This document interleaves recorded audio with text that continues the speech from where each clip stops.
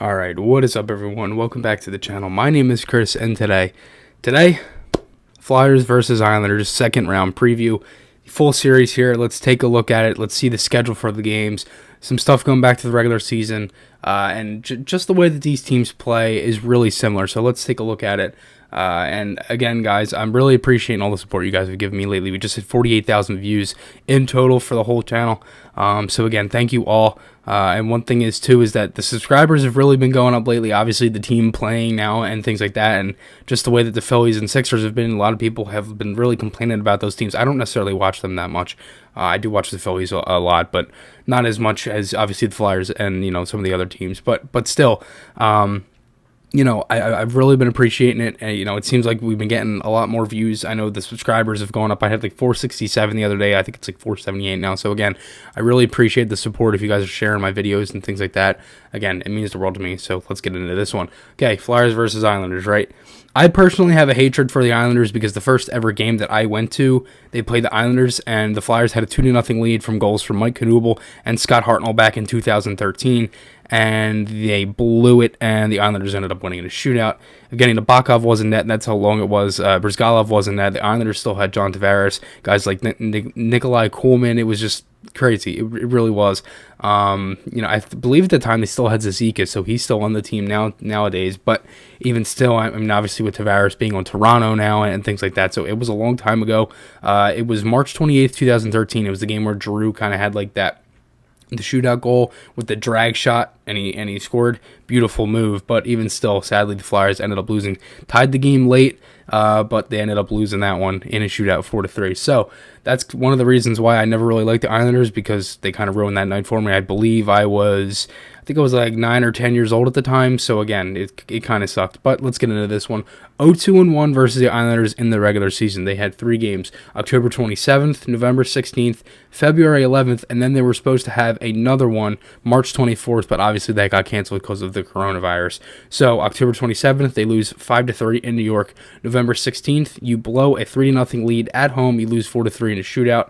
And then February 11th, you lost again in New York, 5-3 in regulation. You were down 3-0, came back, tied it, ended up blowing it in the last like 40-50 seconds, and you lose 5-3 with an empty netter. So right there again, pretty much 3 games right there that could have been better if they had better starts, stuck with it, played better, didn't give up a lead, whatever. It was just like they could not get a 60-minute effort out of this team against New York this year.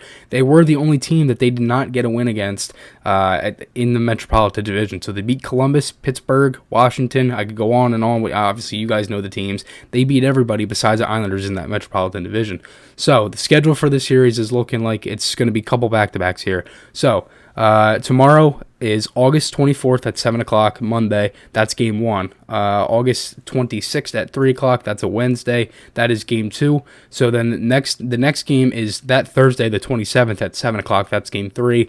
Saturday, it's August 29th at noon. That's game 4. And then there's no times for 5, 6, and 7, but the dates are here. So August 31st, that's a Monday. September 2nd and 3rd, Wednesday and Thursday. That's another back-to-back for games 6 and 7. So games 2 and 2 and 3, and then 6 and 7 if 6 and 7 are needed, if it goes in either 4 or 5, which again, so there's a couple back-to-backs here for the series, but again, it looks like it's pretty similar because I think a lot of other the series too also have back-to-backs as well.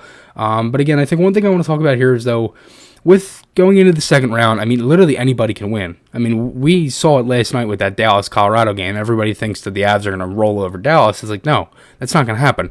I know. I said it the other night how I thought Dallas was actually a really good team, and I could honestly see them winning that series in maybe 6 or 7 games with the way that they played last night. And anybody can win, especially in going into the last 8 teams here. It's like anybody can win this. Everybody has a really fair shot.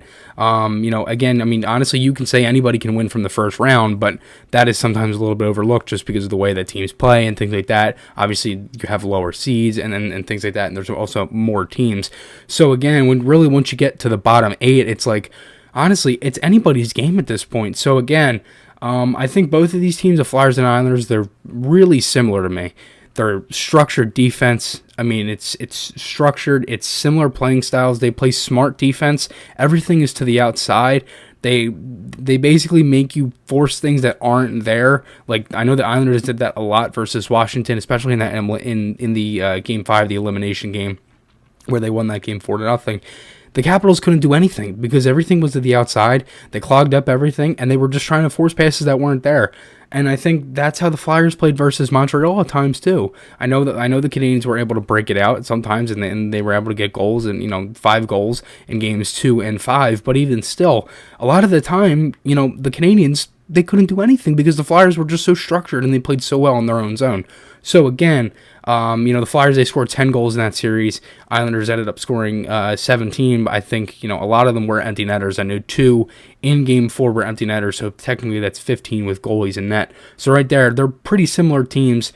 Obviously, the Flyers would have liked to get a little bit more scoring, and I think that will definitely come. Especially when you have guys like Voracek, who had 6 points in that series versus Montreal. Josh Bailey also had 6 points, and then Beauvillier had 3 goals. Jake had 3 goals, and then Couturier with 3 assists, Bailey with 4 assists for the Islanders. Nick Leddy was a +7, and then Kevin Hayes, he's a +3 as well, and that's just for the last 5 games. So again, these teams, they're playing good, and their star players are really starting to play like star players. Flyers have been, it's been coming the last 2 games. Game 5 and Game 6, I think the offense has really played good. Power play could definitely be a little bit more better and more consistent, which I think will come.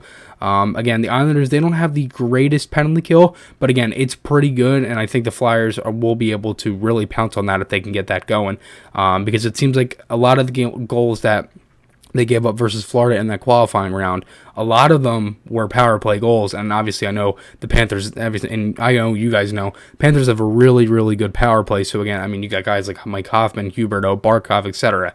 So again, I think the Flyers can really pounce on that power play. So again, Varlamov versus Hart in this series, I think it'll be a good series. I think the goaltending is kind of similar to 1A, 1B, Elliott and Hart, Varlamov and Grice. So again, we'll see what happens. Let me know what you guys think below. I personally think this will go 6 or 7 games. I don't know who will win, but I'm predicting either 6 or 7 games just because of the way that the teams are and things like that. So again, guys, let me know what you guys think below. Remember, podcast articles, those links are on my channel. Hope you guys enjoyed this one. I'll see you guys in the next one, and goodbye.